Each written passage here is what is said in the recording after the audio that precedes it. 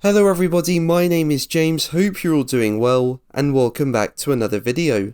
So Alpine have revealed their 2023 challenger. Mick Schumacher has hinted at there being interest in him returning to a race seat, whilst Lewis Hamilton has spoken more about the Mercedes W14's performance.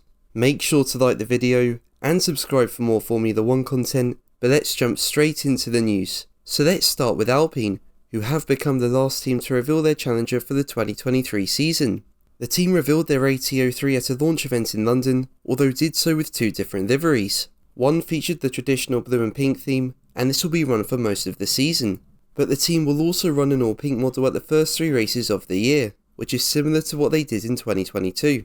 Now last season I'd say was a success for Alpine, with them overhauling McLaren as the fastest midfield team. But they want to make more progress this year, with them setting the goal of moving closer to Mercedes, Ferrari and Red Bull.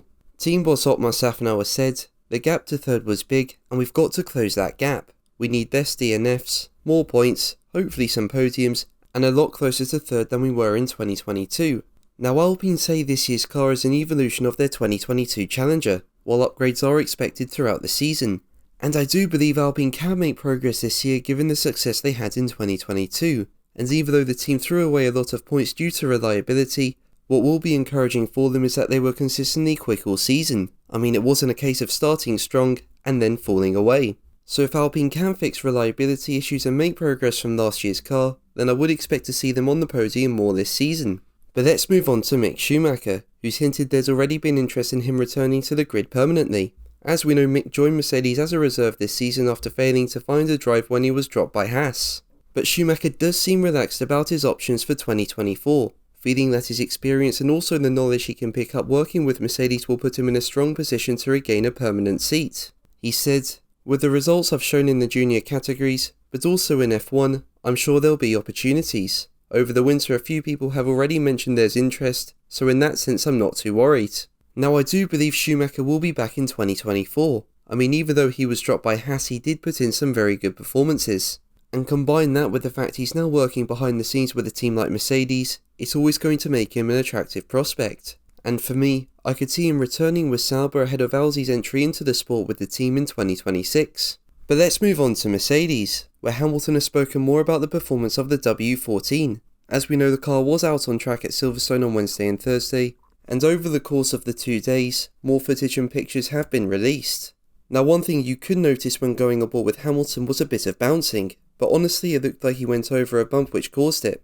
Given a few seconds prior, the car looked smooth on acceleration.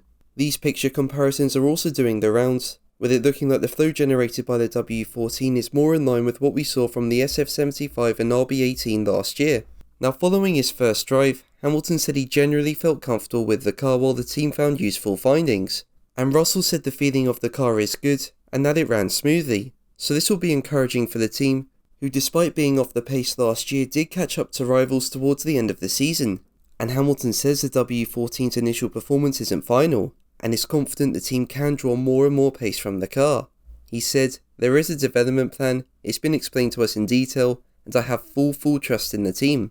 The great thing is we've got two strong drivers and we have similar kinds of driving styles.